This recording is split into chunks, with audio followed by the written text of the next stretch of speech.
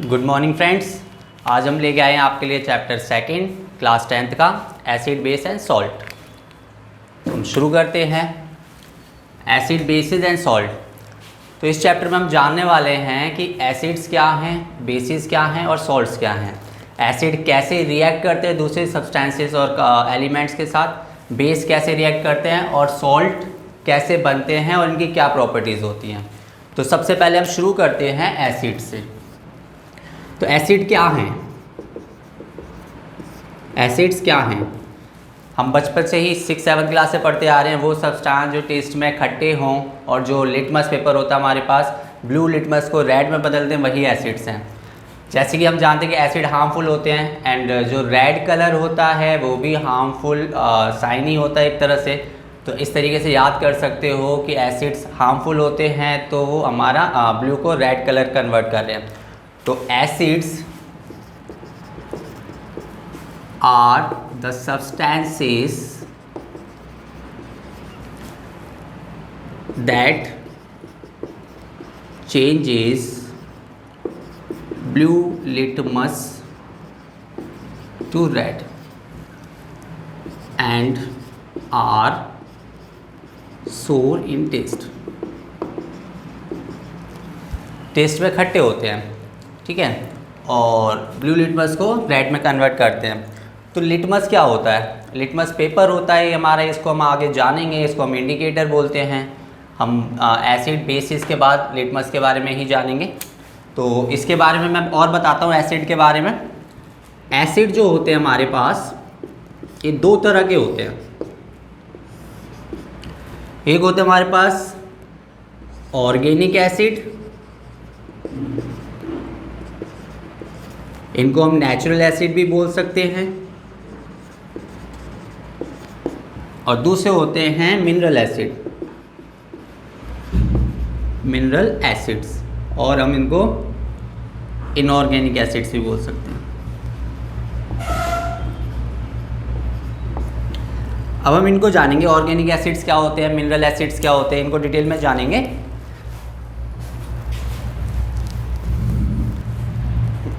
तो हम जानेंगे पहले नेचुरल एसिड्स कौन से हैं। Natural means organic acids. Organic acids ये एसिड वो हैं जो हमें नेचर से मिल रहे हैं, मतलब खाने वाली चीज़ों में मिल रहे हैं, खाने वाली चीज़ों में। तो नेचर दे रहा है इसलिए हम इसको नेचुरल नाम से जानेंगे। नेचुरल एसिड्स हैं ऑर्गेनिक एसिड्स। मैं बता देता हूँ एग्जाम्पल्स है हमारे पास इसमें। जैसे कि हमारे पास होता है लैक्टिक एसिड, ये होता है दही में, कर्ड, ठीक है। और हमारे पास होता है सिट्रिक एसिड, जितने भी हमारे पास लेमन में होता है और जितने भी सिट्रस फ्रूट होते हैं उन सब में होता है। टार्टरिक एसिड होता है, ऑक्सैलिक एसिड होता है। ये सभी वो एसिड्स हैं जो हमें नेचुरल चीज़ों में मिल रहे हैं और ये हमारे लिए कहीं ना कहीं बेनिफिशियल होते हैं। लैक्टिक एसिड हमारी बॉडी के लिए बहुत ज़रूरी होता है क्योंकि हमारे मसल्स बिल्ड करता है। एक्सरसाइज के दौरान हमारी बॉडी में ये ही बनता है। और सिट्रिक एसिड हम लेमन के थ्रू लेते हैं। तो ये हमारे ऑर्गेनिक एसिड्स हैं और ऑर्गेनिक एसिड कहीं ना कहीं बेनिफिशियल होते हैं। अब बात करते हैं हम मिनरल एसिड्स की। मिनरल एसिड्स, इन एसिड को तैयार किया जाता है केमिकली, मीन्स हम एलिमेंट्स के थ्रू इनको तैयार करते हैं। जैसे कि मैं नाम लिख देता हूँ और ये पढ़े भी होंगे आपने। पहला हमारा HCl, hydrochloric acid, hydrochloric acid. दूसरा H2SO4, सल्फ्यूरिक एसिड। तीसरा हमारा HNO3, नाइट्रिक एसिड। फोर्थ है हमारा SCO3, कार्बोनिक एसिड। जितने भी हमारे मिनरल एसिड होते हैं ये कहीं ना कहीं नॉन मेटल से तैयार होते हैं। नॉन मेटल हम देख सकते हैं कि नॉन मेटल ही बना रहे हैं। ये हमारा क्लोरीन से बनने वाला है, ये सल्फर ऑक्सीजन से बनने वाला है, ये नाइट्रोजन ऑक्सीजन से एंड ये कार्बन ऑक्सीजन से। तो ये हमारे नॉन मेटल से ही तैयार होते हैं और आगे हम जानेंगे भी कि हमारे जो नॉन मेटल्स होते हैं, नॉन मेटल के जो ऑक्साइड्स होते हैं, ये नॉन मेटल के ऑक्साइड हैं, कार्बन का ऑक्साइड, नाइट्रोजन का ऑक्साइड, सल्फर का ऑक्साइड एंड क्लोरीन। तो ये एसिडिक होते हैं नेचर में। तो यहाँ तो था हमारा एसिड। अब इसके बारे में इसके बाद हम जानेंगे बेसिस क्या होते हैं। हाँ, तो अब हम जानने वाले हैं बेसिस के बारे में। तो बेसिस क्या हैं? वे सभी सब्सटेंस जो टेस्ट में कड़वे हों और टच करने पे साबुन का जैसा फील हो, मतलब the substances which are bitter in taste and soapy to touch, ये सभी सब्सटेंस हमारे बेसिस कहलाते हैं। इसमें मैं कुछ एग्जांपल लिख देता हूँ बेसिस के। NaOH, इसका नाम है sodium hydroxide, sodium hydroxide. CaOH मतलब कैल्शियम हाइड्रोक्साइड।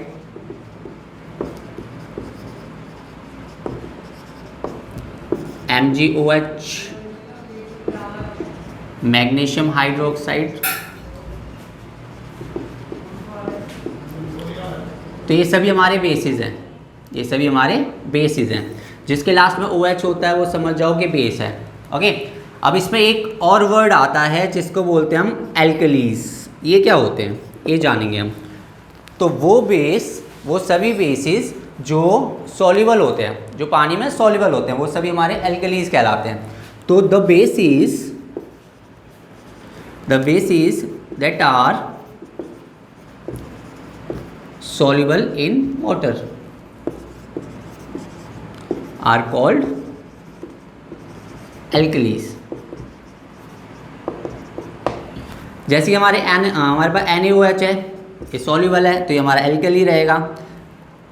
KOH है, KOH है हमारा potassium hydroxide, potassium hydroxide,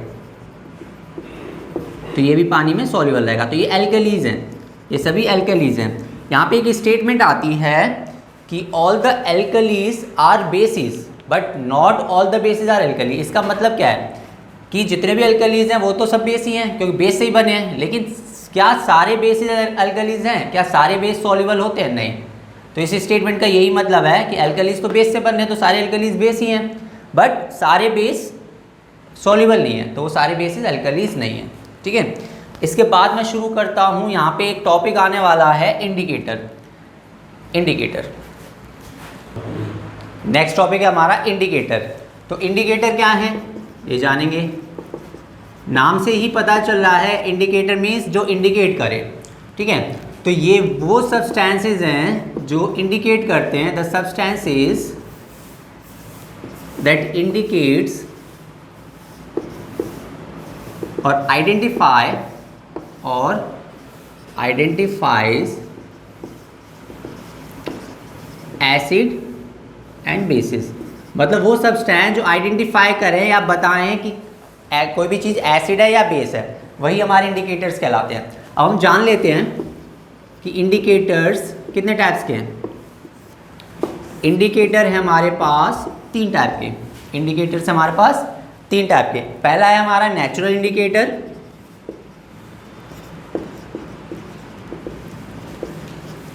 second है हमारा सिंथेटिक इंडिकेटर,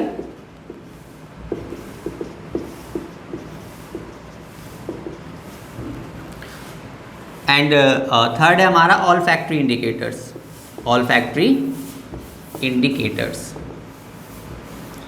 तो हम तीनों को जानेंगे हैं कौन से।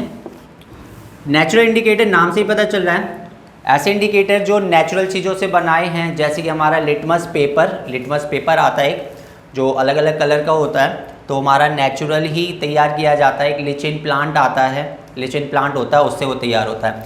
इसके अलावा हमारे पास टर्मरिक जो कि हल्दी होती है, हल्दी से भी हम पता कर सकते हैं कि कौन सी चीज़ एसिड है और कौन सी चीज़ बेस है, तो वो हमारा नेचुरल इंडिकेटर है। इसके अलावा हमारे पास एक क्लोव होता है, क्लोव मतलब लौंग होती है जो पूजा वगैरह में यूज़ करते हैं, वो भी नेचुरल इंडिकेटर है। सिंथेटिक वो हैं जो सिंथेटिकली मतलब आर्टिफिशियली प्रिपेयर किए गए हैं केमिकल्स की हेल्प से, या एलिमेंट्स की हेल्प से, वो हमारे सिंथेटिक हैं। तो इसमें हम जानेंगे कि दो है हमारे पास, एक मिथाइल ऑरेंज एंड सेकंड है फिनिलफिथेलिन। ऑल्फैक्टरी इंडिकेटर्स वो होते हैं जो इंडिकेटर एसिड और बेसिक मीडियम में आने पर अपनी स्मेल बदल लेते हैं। जहाँ पे ऑल्फैक्टरी वर्ड आ जाए समझ जाओ ये स्मेल और ऑर्डर की बात हो रही है, ठीक है। तो इसमें हम जानेंगे कि कौन कौन से ऐसे इंडिकेटर्स हैं जो एसिड और बेस में आने पे अपनी स्मेल बदल लेते हैं। तो नेचुरल इंडिकेटर के मैं एग्जांपल लिख देता हूँ यहाँ पे कुछ। हमारे पास पहला तो आ जाता है लिटमस पेपर, दूसरा टर्मरिक, ठीक है, तीसरा है हमारे पास क्लोव बोलते हैं लौंग को, और एक्सेट्रा, ठीक है। सिंथेटिक इंडिकेटर्स वो हैं जो प्रिपेयर किए गए हैं, प्रिपेयर्ड आर्टिफिशियली।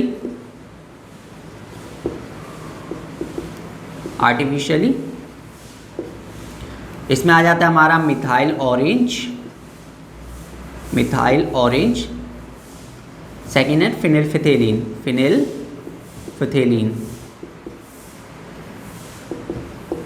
यह हल्का सा ऑरेंज कलर का होता है। इसमें एसिड और बेस डालते हैं, तो एसिड डालेंगे तो ऑरेंज कलर जो है वो रेड की तरफ बढ़ने लग जाएगा, एंड बेस डालेंगे तो ब्लू की तरफ आने लग जाता है। फिनिलफिथेलिन ये पानी जैसा होता है बिल्कुल। इसमें एसिडिक कोई भी सब्सटेंस डालेंगे तो इसका कलर पिंक और रेड की तरफ होता है, और बेस डालेंगे तो ब्लू की तरफ होता है। ऑल फैक्ट्री इंडिकेटर्स यहाँ लिख देता हूँ मैं, ये इंपॉर्टेंट है, एक नंबर में पूछ लिया जाता है। The indicators that changes their order means smell in acidic or basic media. इसका एक एग्जाम्पल देने वाला हूँ जो कि बहुत कॉमन है, हम सभी जानते हैं उस एग्जाम्पल को। पहला है ऑनियन। जो हम ऑनियन खाते हैं उसमें आप देखोगे कि ऑनियन में जब हम नींबू निचोड़ते हैं, प्याज में जब नींबू निचोड़ते हैं तो उसकी स्मेल बदलती है, तो वो बताती है कि हम इसमें एसिड डाल रहे हैं, ओके। एंड इसमें एक और आता है, सॉरी यहाँ पे एक थोड़ी सी गलती हो गई, क्लोव को हम इसमें डालेंगे, क्लोव। यहाँ पे है हमारे पास चाइना रोज़, एक फ्लावर होता है ये चाइना रोज़। इस पर भी जब एसिड और बेस डालते हैं तो इसका कलर बदलता है, देखा होगा सबने। और क्लोव हमारी लौंग इसमें आ जाएगी ऑल फैक्ट्री इंडिकेटर में। हाँ जी, अब हम जान चुके हैं कि एसिड कैसे होते हैं, बेसिस कैसे होते हैं, एंड इंडिकेटर्स क्या होते हैं। अब हम इनकी केमिकल प्रॉपर्टीज़ जानेंगे। अभी तो हमने देखा था कि फिजिकल प्रॉपर्टी ही जानी थी वो, अब हम केमिकल प्रॉपर्टीज़ जानेंगे कि एसिड की केमिकल प्रॉपर्टीज़ कैसी होती हैं। तो पहली प्रॉपर्टी है कि एसिड जब मेटल के कांटेक्ट में आता है, यानी कि एसिड जब मेटल के साथ रिएक्ट करता है तो क्या होता है। तो हम देखते हैं यहाँ पे, एसिड ले लेता हूँ मैं कोई सा भी एक, जो कि कॉमन एसिड है, हम HCl ले लेते हैं। मेटल ले लेते हैं, एक कॉमन मेटल है हमारे पास सोडियम Na। जब हम रिएक्ट कराएंगे तो हमारे पास बनेगा NaCl एंड हाइड्रोजन रिलीज होगी। मतलब देखो, रिएक्शन करना सबको आता होगा, फर्स्ट चैप्टर में सीख लिया होगा कि इसका पॉजिटिव आयन होता है, यहाँ पे ये पॉजिटिव है ये नेगेटिव है, तो पॉजिटिव नेगेटिव के साथ मिलके ही आयनिक कंपाउंड बनाएगा, आयनिक बॉन्ड बनाएगा। तो NaCl के साथ बन जाना है और हाइड्रोजन बचेगी, इसको साइड में लेके जाना है। अब बैलेंस कर लेते हैं हम, यहाँ हाइड्रोजन के दो एटम्स हैं, और यहाँ पे हाइड्रोजन एक है, तो इसके लिए मुझे 2 लगाना पड़ेगा, ठीक है। यहाँ हाइड्रोजन 2 हो गया, हाइड्रोजन बैलेंस है। अब क्लोरीन यहाँ पे 2 है, यहाँ 1 है, तो मुझे इसके लिए 2 बनाने के लिए हम यहाँ पे 2 लगाएंगे। अब इसकी वजह से सोडियम 2 हो गया, तो सोडियम के आगे भी यहाँ 2 लगा दो, तो ये बैलेंस हो गया। तो अब मुझे मिल क्या रहा है, मुझे मिल रहा है कि जब मैं कोई एसिड ले रहा हूँ, हाइड्रोक्लोरिक एसिड, और ये सोडियम जो कि मेटल है, यहाँ पे हमें मिल रहा है सोडियम क्लोराइड जो कि सॉल्ट नेचर का है, मीन्स सॉल्ट है, और ये हाइड्रोजन गैस है। तो हम यहाँ से देख सकते हैं कि acid react with metal to form salt and hydrogen gas. तो यहाँ पे हम लिख सकते हैं कि acid react with metal to form salt and hydrogen gas. और ये इंपॉर्टेंट है, पेपर में पूछा जा सकता है, ठीक है। 1 नंबर में आएगा, 1 नंबर में पूछा जाएगा, क्योंकि अभी आपके जो एग्जाम होने वाले हैं वो तो मल्टीपल चॉइस क्वेश्चन ही आएंगे उसमें। और उसमें इसी तरह से आएगा कि name the product that is obtained when acid react with metal. तो वहाँ पे आपके पास ये ऑप्शन होगा, तो इसको ही टिक करना होगा। हाँ जी, तो यहाँ पे एक और इम्पोर्टेंट चीज़ है कि ये जो हाइड्रोजन यहाँ पे इवॉल्व हो रही है या हाइड्रोजन प्रोड्यूस हो रही है, इसके ऊपर एक क्वेश्चन आ जाता है कि हम हाइड्रोजन को कैसे टेस्ट कर सकते हैं, मतलब कैसे चेक करेंगे कि हाइड्रोजन निकल रही है। तो एक चीज़ याद रखना आप कि जब ये हाइड्रोजन गैस निकलती है और इसके सामने जब हम बर्निंग कैंडल लेके आ जाते हैं, बर्निंग कैंडल लाने पे वहाँ पे हमें पॉपअप साउंड सुनाई देती है। मतलब हाइड्रोजन गैस जब प्रोड्यूस होती है तो पॉपअप साउंड के साथ प्रोड्यूस होती है। तो इसके ऊपर एक क्वेश्चन आएगा और आप देखोगे कि बुक के जो एक्सरसाइज वाले क्वेश्चन हैं उसके अंदर भी एक क्वेश्चन पूछा हुआ है। तो इस पर मार्क कर लेना, इम्पोर्टेंट है कि हाइड्रोजन, यहाँ पे मैं लिख देता हूँ, hydrogen produce popup sound when it comes in contact with burning candle। इस तरह से भी क्वेश्चन आ सकता है कि आप गैस बताइए जो पॉपअप साउंड प्रोड्यूस करती है, तो वो गैस है हाइड्रोजन। ओके, हाँ, नेक्स्ट टॉपिक है हमारा कि हम जानेंगे कि reaction of acids, reaction of acid with metal carbonate, with metal carbonate. मतलब जितने हमारे मेटल कार्बोनेट होते हैं उनके साथ अगर हम एसिड को रिएक्ट कराएं तो क्या होगा। तो ये जान लेते हैं हम यहाँ पे कि एक मैं एसिड ले लेता हूँ, फिर से कॉमन एसिड ले लेता हूँ जो कि HCl है। मेटल कार्बोनेट ले लेते हैं हम Na2CO3, सोडियम कार्बोनेट। तो क्या होना है, फिर से वही चीज़ कि पॉजिटिव आए नेगेटिव, तो यहाँ पे हमारा NaCl मिल जाना है। इसके बाद हमारा CO2 एंड हाइड्रोजन गैस। तो यहाँ पे है हमारे पास, बैलेंस करके देखते हैं। यहाँ पे हमें चेक करना है कि हाइड्रोजन गैस ही प्रोड्यूस होगी या कुछ और प्रोड्यूस होगा। तो यहाँ पे देखो आप Na 1 है, यहाँ पे 2 हैं, तो इसके लिए बैलेंस करेंगे कि यहाँ पे 2 लगा दो, ठीक है।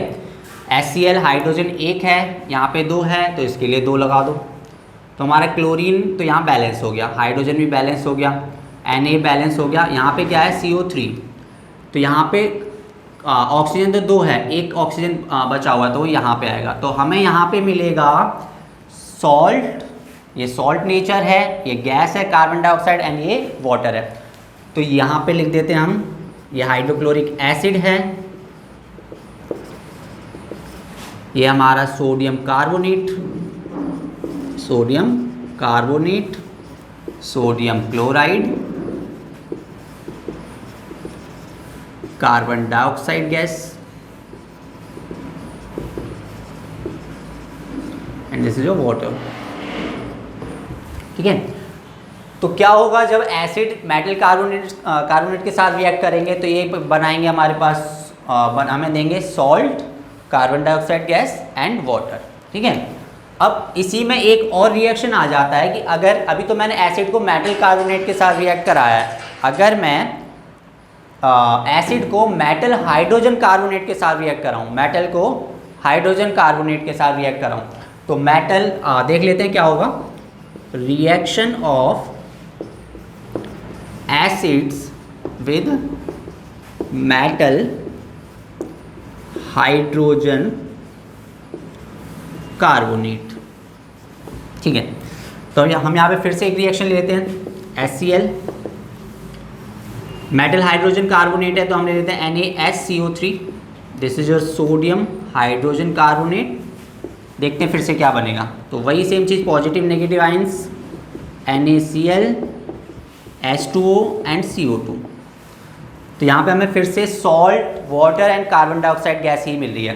तो हम लिख सकते हैं कि हमारे पास जो एसिड होते हैं, acid react with metal carbonate और metal hydrogen carbonate to produce salt, water and carbon dioxide gas, ठीक है। हाँ जी, तो अब हम जानेंगे कि एसिड और अगर एसिड और बेसिस को ही आपस में रिएक्ट करा दें, एसिड और बेसिस को ही आपस में रिएक्ट करा दें तो क्या होगा। देखो, reaction of acid and basis with each other, ये इंपॉर्टेंट है। अगर मैं एसिड और बेस को ही आपस में रिएक्ट करा दूं तो यहाँ पे हमें सॉल्ट एंड वाटर ही मिलेगा। रिएक्शन ले लेते हैं, एसिड HCl, बेस NaOH, कोई सा भी बेस ले सकते हो। तो यहाँ पे हमें NaCl मिल गया और H2O मिल गया, इसका पॉजिटिव नेगेटिव के साथ। और यहाँ पे क्या है, हाइड्रोजन एक ही है और ऑक्सीजन है, तो H2O बन के आ रहा है। तो यहाँ पे ये हमारा एसिड है, ये बेस है, ये हमारा सोडियम क्लोराइड है जो कि सॉल्ट नेचर है, सॉल्ट, और ये वाटर है।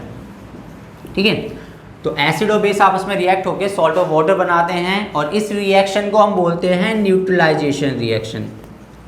न्यूट्रलाइजेशन रिएक्शन, तो अगर ये डेफिनेशन पूछी भी जाए कि न्यूट्रलाइजेशन रिएक्शन क्या होता है, तो the chemical reaction in which acid and bases react with each other to form salt and water is called neutralisation reaction. अब इसका मैं एक एग्जांपल देने वाला हूँ जिससे आप इसको याद रख सकते हो। हमारे स्टमक में कभी कभी एसिडिटी हो जाती है। एसिडिटी का मतलब है कि उस केस में हमारा स्टमक एक्सेस एसिड प्रोड्यूस करने लग जाता है। तो उस केस में हमें क्या खाना होता है, जो कि जनरली खाते हो आप, इनो वगैरह खाते हो, तो वो बेसिक नेचर का होता है इनो। तो एसिड तो स्टमक में बन ही रहा है, बेस हम खा रहे हैं, तो एसिड और बेस आपस में मिलेंगे अंदर जाके और ये सॉल्ट और वाटर बना देंगे, तो न्यूट्रल हो जाता है, तो एसिडिटी खत्म हो जाती है, यानी कि पेट का दर्द खत्म हो जाता है। तो ये वहाँ पे रिएक्शन हम उस एग्जाम्पल को याद रखते हुए इस रिएक्शन को याद रख सकते हैं। हाँ, तो हमारा नेक्स्ट टॉपिक है reaction of metallic oxide with acid. अभी भी हम केमिकल प्रॉपर्टीज ही जान रहे हैं एसिड्स की, तो हम देखेंगे मेटालिक ऑक्साइड को एसिड के साथ रिएक्ट करा दे तो क्या होता है। अब पहले तो आप ये जान लो कि मेटालिक ऑक्साइड होते क्या। जितने भी मेटल हैं वो जब ऑक्सीजन के कांटेक्ट में आ जाते हैं तो वो ऑक्साइड बन जाते हैं, मेटालिक ऑक्साइड। जैसे आपने देखा होगा फर्स्ट चैप्टर में मैग्नीशियम और ऑक्सीजन को रिएक्ट कराया हुआ, तो जिसमें मैग्नीशियम ऑक्साइड बन रहा था, तो हो गया क्या, वो क्या था, हमारा मेटालिक ऑक्साइड था। तो यहाँ पे हम देख लेते हैं एग्जाम्पल, मेटालिक ऑक्साइड,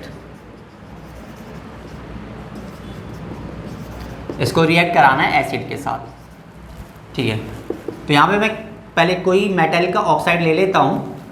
सपोज मैं ले लेता हूँ calcium oxide, this is your calcium oxide. Acid ले लेता हूँ मैं, HCl ही ले लो। तो यहाँ पे बनेगा हमारा CaCl2 प्लस H2। फिर से वही है कि पॉजिटिव है नेगेटिव है, तो पॉजिटिव नेगेटिव बन के हमारा ये बन जाएगा, और हाइड्रोजन और ऑक्सीजन मिलके H2O बनाएंगे। इसको बैलेंस कर लेते हैं हम, कैल्शियम एक है, इधर भी एक है, क्लोरीन यहाँ पे एक है, यहाँ दो है, तो मुझे क्लोरीन को 2 करना पड़ेगा इस साइड, तो ये 2 कर दिया। हाइड्रोजन भी बैलेंस हो गया, यहाँ पे हाइड्रोजन 2 है, यहाँ पे भी 2 हो गए। ओके, तो ये एसिड है, हाइड्रोक्लोरिक एसिड,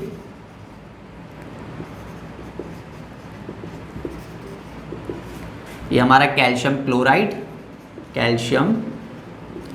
क्लोराइड एंड ये वाटर। देखो यहाँ पे बहुत इंटरेस्टिंग चीज़ निकल के आ रही है सामने। ये हमारा कैल्शियम ऑक्साइड मेटालिक ऑक्साइड है, ये एसिड है, ये हमारा कैल्शियम क्लोराइड है। इसका नेचर क्या है, नेचर जानते हैं। जितने भी कंपाउंड जिनके लास्ट में क्लोराइड, सल्फेट, कार्बोनेट जो लगा होता है ना, ये हमारे सॉल्ट नेचर के होते हैं, तो ये सॉल्ट है और ये वाटर है। तो इससे पहले अभी हमने रिएक्शन पढ़ा था कि हम एसिड को किसी सब्सटेंस के साथ या किसी कंपाउंड के साथ रिएक्ट करा रहे थे, उसमें हमें सॉल्ट और वाटर मिल रहा था। तो वहाँ पे जो सब्सटेंस था, कंपाउंड था, वो क्या था, एसिड और बेस था। बेस और एसिड मिलके हमें सॉल्ट और वाटर दे रहे थे ना, सॉल्ट एंड वाटर। तो ये तो भाई एसिड है, तो ये किस नेचर का होगा, ये होगा बेसिक नेचर का, मतलब ये हमारा बेसिक नेचर का।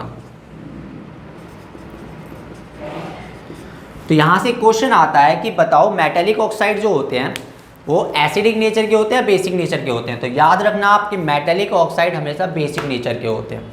कैल्शियम ऑक्साइड हो गया बेसिक होगा, सोडियम ऑक्साइड ले लूँगा वो भी बेसिक होगा नेचर में, मैग्नीशियम ऑक्साइड ले लो, कोई सा भी ऑक्साइड ले लो, आयरन ऑक्साइड ले लो बेसिक होगा नेचर में।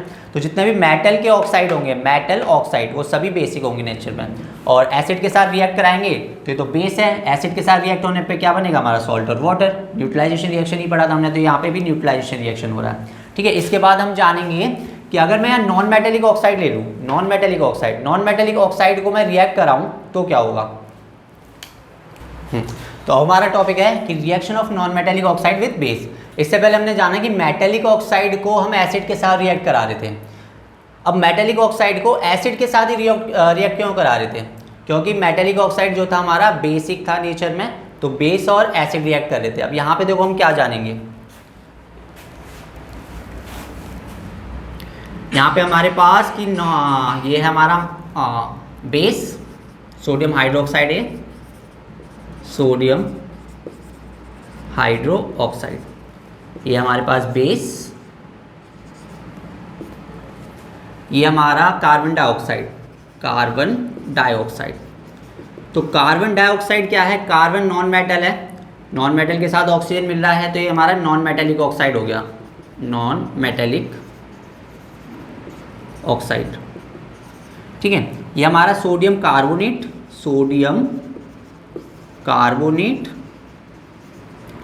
और ये वाटर। ठीक है, तो सोडियम कार्बोनेट मैंने अभी इससे पहले बताया था कि जो भी हमारे पास कंपाउंड होते हैं जिनके लास्ट में कार्बोनेट होता है, सल्फेट होता है, क्लोराइड होता है, सॉल्ट नेचर के होते हैं, तो ये भी क्या हो गया, सॉल्ट नेचर का हो गया, और ये वाटर है। तो फिर से अगर देखा जाए ये मेरे पास बेस है और यहाँ मुझे सॉल्ट वाटर मिल रहा है, तो ये क्या होगा, ये एसिड होगा, एसिडिक इन नेचर। तो यहाँ पे हमें जानने को मिल रहा है कि जितने भी नॉन मेटेलिक ऑक्साइड होते हैं वो एसिडिक होते हैं नेचर में। और इस पर भी क्वेश्चन आएगा कि बताओ कि नॉन मेटेलिक ऑक्साइड का नेचर क्या होता है, एसिडिक होता है बेसिक होता है, तो ये एसिडिक होता है। तो याद रखो मेटेलिक ऑक्साइड हमारे बेसिक थे नेचर में और नॉन मेटेलिक ऑक्साइड एसिडिक है नेचर में। मेटेलिक ऑक्साइड बेसिक थे, इसी वजह से उन्हें एसिड के साथ रिएक्ट करा रहे थे, बेस और एसिड, और ये हमारा एसिड है, इसी वजह से इसको बेस के साथ रिएक्ट करा रहे हैं। ठीक है, तो यहाँ पे हमारा ये टॉपिक खत्म हो जाता है। हाँ, तो आज हमने जो खत्म किया है वो क्या खत्म किया है, कौन कौन से टॉपिक कवर किए हैं वो मैं बताने वाला हूँ। सबसे पहले तो हमने इंट्रोडक्शन जाना था कि एसिड क्या होते हैं, बेस क्या होते हैं और इंडिकेटर्स क्या होते हैं। ठीक है, उसके बाद हमने जाना था कि ये जो हमारे पास एसिड होते हैं ये मेटल के साथ क्या रिएक्ट कैसे करते हैं। ठीक है, केमिकल प्रॉपर्टीज जानी थी। फिर हमने जाना कि एसिड मेटल कार्बोनेट के साथ कैसे रिएक्ट करते हैं और मेटल हाइड्रोजन कार्बोनेट के साथ कैसे रिएक्ट करते हैं। उसके बाद फिर हमने जाना है कि मेटल और एसिड और बेसिस आपस में कैसे रिएक्ट करते हैं। और उसके बाद हमारा मेटेलिक ऑक्साइड विद एसिड और non metallic oxide with base. यहाँ पे हमारा चैप्टर का एक पार्ट तो यहीं पे ख़त्म हो जाता है। ठीक है, सेकंड पार्ट हम नेक्स्ट वीडियो में लेके आएंगे जिसके अंदर हम सॉल्ट के बारे में जानेंगे कि सॉल्ट जो होते हैं वो कैसे बनते हैं और सॉल्ट से क्या क्या बनाया जा सकता है। बहुत इंपॉर्टेंट सेक्शन है वो इस चैप्टर का। तो जल्दी हम आपके लिए सेकंड पार्ट लेके आएंगे। तो इस चैनल को हमारे सब्सक्राइब करें, लाइक करें और कमेंट करें और प्लीज़ शेयर करें।